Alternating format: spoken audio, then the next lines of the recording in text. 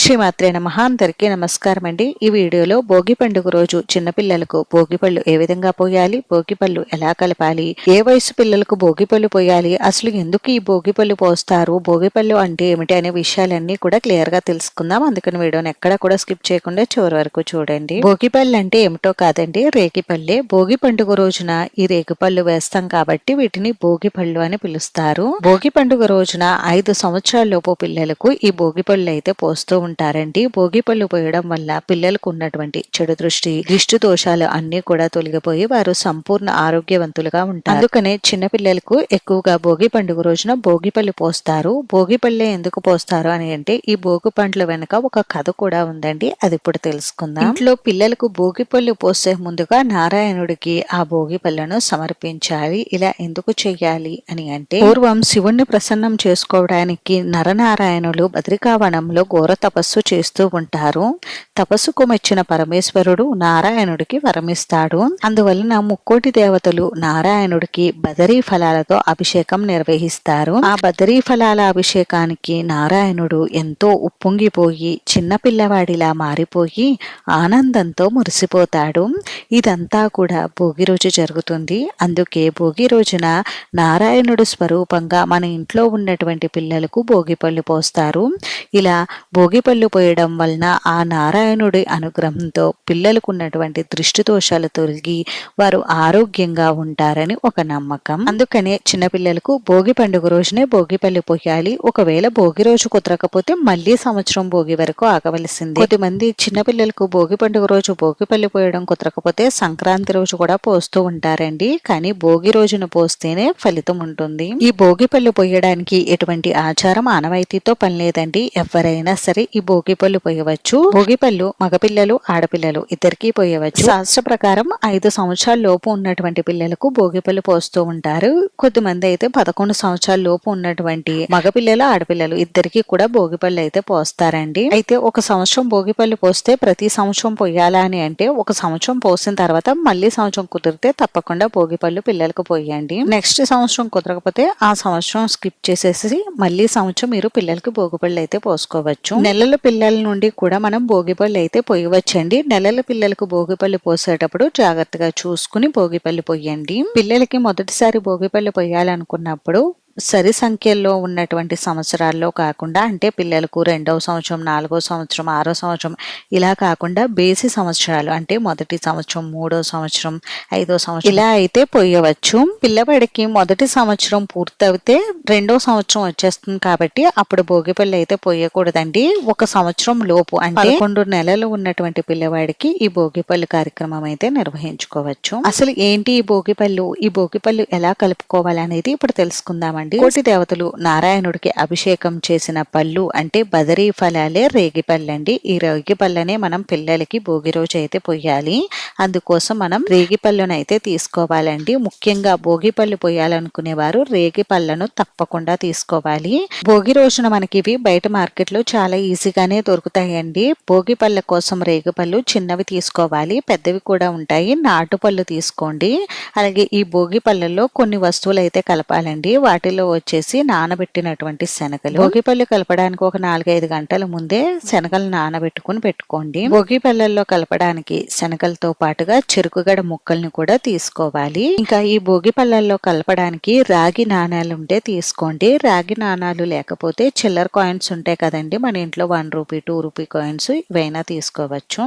అలాగే ఈ భోగిపళ్ళల్లో కలపడానికి బంతిపూ రెక్కలను కూడా తీసుకోవాలండి. బంతిపూ రెక్కలు లభించకపోతే అప్పుడు ఏవైనా చామంతి పువ్వు రెక్కలు కానీ ఏవైనా పువ్వుల రెక్కలు తీసుకోండి. అలాగే తప్పకుండా పసుపు రంగు అక్షంతలను కూడా తీసుకోవాలి. భోగిపళ్ళు కలపడం కోసం ఈ వస్తువులే కాకుండా కొద్దిమంది బియ్యం నువ్వులు కూడా వేసి కలుపుతూ ఉంటారు. మీ దగ్గర ఇవన్నీ ఉంటే వేసి కలపండి, లేకపోయినా కూడా పర్వాలేదు. మీ దగ్గర ఏవి ఉంటే అవే తీసుకోండి. ముఖ్యంగా భోగిపళ్ళు కలపడానికి రేగిపళ్ళు, పువ్వుల రెక్కలు, అక్షంతలు ఉన్నా చాలండి. మీ దగ్గర 3 రకాలు ఉన్నా 5 రకాలు ఉన్నా ఇలా ఎన్ని రకాలైనా మీరు భోగిపళ్ళల్లో వేసి కలుపుకోవచ్చు. కొద్దిమంది ఈ భోగిపళ్ళల్లో చాక్లెట్స్ కూడా వేసి కలిపి పిల్లలకు దిష్టి తీసి భోగిపళ్ళు పోస్తూ ఉంటారు.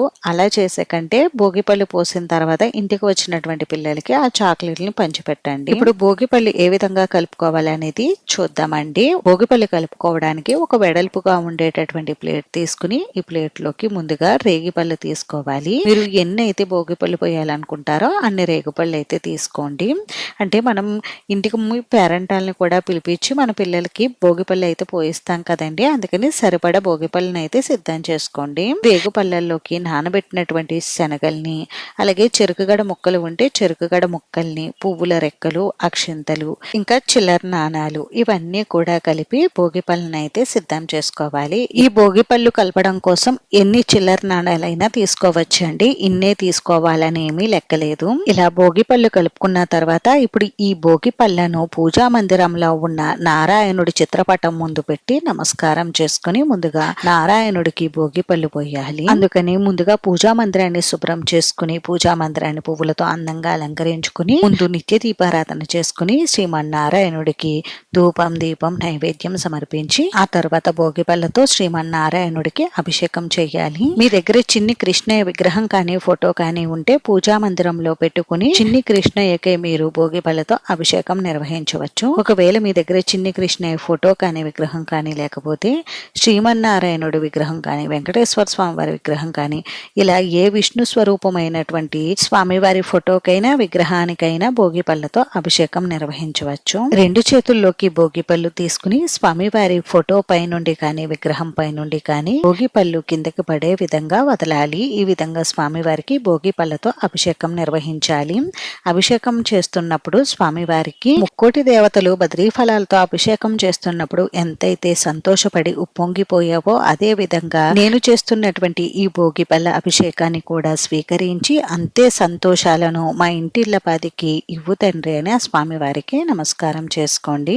అలాగే మీ మనసులో ఉన్నటువంటి కోరికలను ఆ స్వామివారికి విన్నవించుకోండి. భోగిపళ్ళ అభిషేకం పూర్తయిన తర్వాత స్వామివారికి కర్పూర నీరాజనం సమర్పించండి. ఇప్పుడు మీ ఇంట్లో ఉన్నటువంటి పిల్లలకు భోగిపళ్ళు అయితే పోయాలి. అయితే పిల్లలకు భోగి పండ్లు ఏ సమయంలో పోయాలి అని అంటే భోగి రోజున ఉదయాన్నే భోగి స్నానం ఆచరించి భోగి మంటలు వేసుకుని ఇంట్లో లక్ష్మీనారాయణులకు పూజ చేసుకుంటాం కదండి. అయితే భోగి రోజున సాయంత్రం సమయంలో పిల్లలకు భోగి పళ్ళు అయితే పోయాలి. సాయంత్రం సూర్యుడు అస్తమించకుండా అంటే చీకటి పడకుండానే పిల్లలకు భోగి పళ్ళు అయితే పోయాలి. అంటే సాయంత్రం 4:30 నుండి 6 గంటల లోపు పిల్లలకు భోగి పళ్ళు అయితే పోయవచ్చు. ఒకవేళ 6 గంటల లోపు కూడా భోగి పళ్ళు పోయడం కుదరకపోతే 7 గంటల లోపైనా పోయవచ్చండి. మరీ చీకటి పడిన తర్వాత భోగి పళ్ళు పోయకూడదు. ఇప్పుడు పిల్లలకి భోగి పండ్లు ఎలా పోయాలనేది తెలుసుకుందామండి. భోగి పళ్ళు పోసే పిల్లలకు ముందుగానే కంఠ స్నానం చేయించాలి. ఉదయాన్నే భోగి స్నానం ఆచరిస్తారు కాబట్టి సాయంత్రం కంఠ స్నానం చేయించి నూతన వస్త్రాలు ధరింపచేసి వారి నుదుటను కుంకుమ పొట్టు పెట్టి వారిని తూర్పు దిక్కుగా కూర్చోబెట్టాలి. ఒకేసారి ఎంతమంది పిల్లలకైనా భోగి పళ్ళు పోయవచ్చండి. పిల్లల్ని కూర్చోబెట్టే చోట కుర్చీ కానీ క్లాత్ కానీ చాప ఉంటే చాప కానీ ఇలా ఏదైనా వేసి దానిపై పిల్లల్ని కూర్చోబెట్టి పిల్లలకి కుంకుమ బొట్టు పెట్టాలి. మొదటిగా పిల్లలకు భోగిపళ్ళు తల్లి చేత పోయించాలి. ఇప్పుడు నిండుగా భోగిపళ్ళు తీసుకుని పిల్లలకు దిష్టి తీస్తున్నట్టుగా అంటే సవి దిశలో 3 సార్లు అపసవి దిశలో 3 సార్లు తిప్పుతూ పిల్లల తలపై నుండి భోగిపళ్ళును వదలాలి. పిల్లలకి భోగిపళ్ళు పోస్తున్నప్పుడు నా బంగారు తండ్రి తల్లి యొక్క దిష్టి మొత్తం పూర్తిగా పోయి వారు సంపూర్ణ ఆరోగ్యంగా ఉండాలని మనసులో కోరుకుంటూ పిల్లలకు భోగిపళ్ళు అయితే పోయాలి. పిల్లలకి ఇలా తలపై నుండి భుజాలపై నుండి భోగిపళ్ళు అయితే పోయాలి. తల్లి పోసిన తర్వాత ఇంట్లో ఉన్నటువంటి పెద్దవారి చేత పిల్లలకు భోగి పండ్లు పోయించండి. అలాగే ఇంటి చుట్టుపక్కల ఉన్నటువంటి ముత్తైదువులతో కూడా పిల్లలకు భోగి పండ్లు పోయించవచ్చు. పిల్లలకి భోగి పళ్ళు ఇంట్లో ఉన్నటువంటి ఆడవారు మగవారు చిన్న పిల్లలు అందరూ కూడా వేయవచ్చండి. అంటే పెళ్ళైన వారు పెళ్లి కాని వారు కూడా ఈ భోగి పళ్ళు పిల్లలకు పోయవచ్చు. ఇలా ఇంటిల్లపాది కూడా పిల్లలకు భోగి పళ్ళు పోసిన తర్వాత పిల్లలకు హారతి ఇచ్చి పిల్లలను లేవదీయవచ్చు. పిల్లలు లేచిన తర్వాత ఈ భోగి పళ్ళను తొక్కకూడదండి. అలాగే ఈ భోగి పళ్ళను చీపురుతో కూడా తుడవకూడదు. ఈ భోగి పళ్ళు పోసినటువంటి భోగి పళ్ళను తినకూడదు. ఈ భోగి పళ్ళను క్లాత్ తో తుడిచి ఎవరు తొక్కని చోట చెట్టు మొదట్లో వేసేయండి. కుదిరిన వారు పారే నీటిలో వదిలితే చాలా మంచిది. భోగి పళ్ళల్లో వేసినటువంటి చిల్లర నాణాలను పేదవారికి దానంగా ఇవ్వండి. ఈ విధంగా చేస్తే మీ పిల్లలకు ఉన్నటువంటి దిష్టి మొత్తం పోతుంది. తర్వాత భోగి పళ్ళు పోయడానికి వచ్చినటువంటి ముత్తైదువులకి తాంబూలం ఇవ్వండి. చిన్న పిల్లలకు ఏమైనా బొమ్మలు కానీ స్వీట్స్ కానీ చాక్లెట్స్ కానీ ఇవ్వండి. అయితే భోగి పళ్ళు పోయడానికి తల్లికి కుదరకపోతే మరి ఎవరు పోయాలని చాలా చాలా మందికి డౌట్ రావచ్చండి. అంటే తల్లి పీరియడ్స్ లో ఉంటే పోయవచ్చా అని అంటే పోయకూడదండి. ఎందుకంటే ఇవి మనం స్వామివారి దగ్గర పెడతాం కాబట్టి మీరు పోయకుండా ఇంట్లో పెద్దవారు ఎవరైనా ఉంటే వారి చేత పోయించండి. ఒకవేళ పిల్లవాడి తల్లి గర్భవతిగా ఉంటే పిల్లవాడికి భోగిపళ్ళు పోయవచ్చా అంటే పోయవచ్చండి. భోగి పండుగ రోజున రేగిపళ్ళు తింటే చాలా మంచిదండి.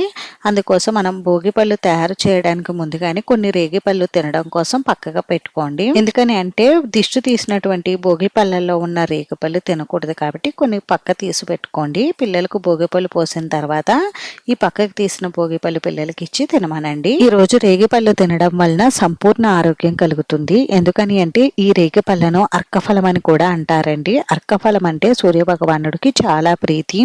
ఈ రేగిపళ్ళు తినడం వలన సూర్య భగవానుడి అనుగ్రహం వలన సంపూర్ణ ఆరోగ్యం కలుగుతుంది.